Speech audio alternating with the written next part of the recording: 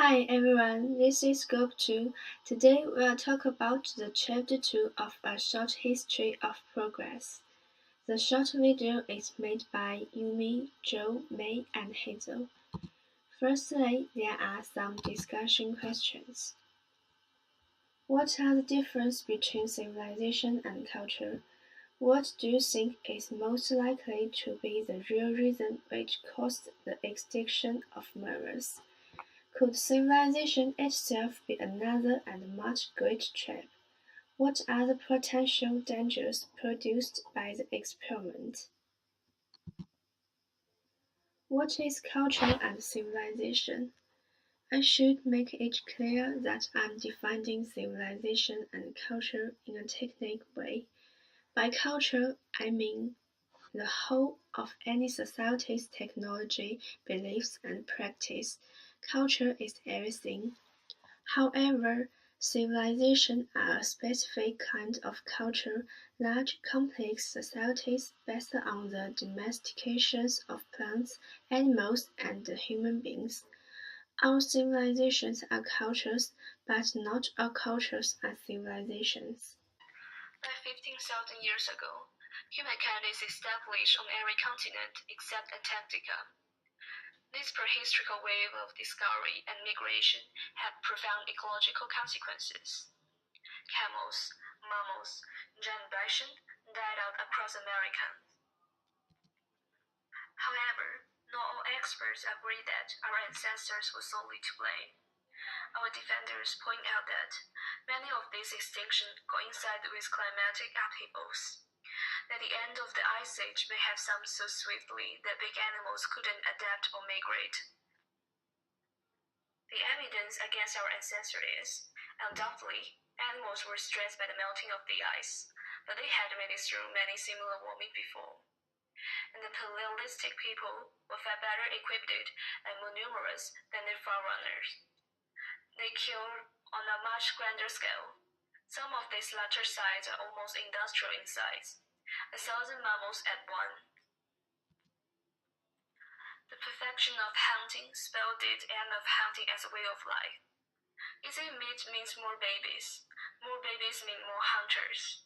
More hunters, sooner or later, means less animals, or even the species is going to be extincted. As they draw species after species to extinction, they walked into the first progress trap. Among hunters, there had always been a large number of non-hunters, the gatherers, mainly women and children. Their contribution to the food supply became more and more important as the game died out.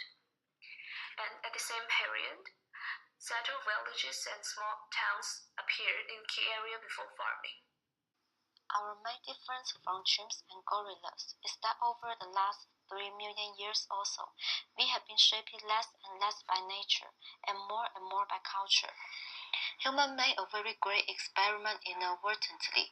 In this experiment, we have become experimental creators of our own making. The human experience following steps. First, people just know how to use stone to get food. Then they got the skill of tending fire. After that, they learned to domesticate plants and animals. When they got enough food, they got more leisure time, so they started to engage in the arts. This experiment has never been tried before, and we, its unwitting authors, had never controlled it. The experiment is now moving very quickly and on a colossal scale. From 400 BD to 1990 AC, the world's population has multiplied by 34. We had reached a stage where we must bring the experiment under rational control and guard against present and potential dangers. It's entirely up to us if we fail, if we blow up or degrade the biosphere, so it can no longer sustain us. Modern hunter-gatherers are wise stewards of their ecologies, limiting their own numbers, treading lightly on the land. It is often assumed that ancient hunters would have been equally wise, but evidence does not support this view. Paleolithic hunting was the mainstream livelihood, done in the richest environment on the seemingly boundless Earth. The hunters at the end of the Old Stone Age were certainly not clumsy, but they were bad because they broke rule one for any prudent parasite: don't kill off your host. Some of their descendants, the hunter-gatherer societies that have survived into recent times, would learn in the school of hard knocks to restrain themselves. But the rest of us found a new way to raise the stakes. That great change known to hindsight as the farming or Neolithic Revolution. Humans have built a civilization adapted to the climate we have. Increasingly, humanity is using everything this climate provides. The climate of the last few thousand years is about as good as it gets.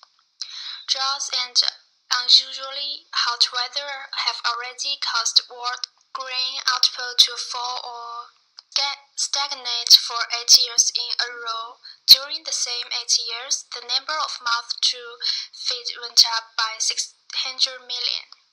We are also facing a lot of problems about the pollution. We should learn lessons from our ancestors.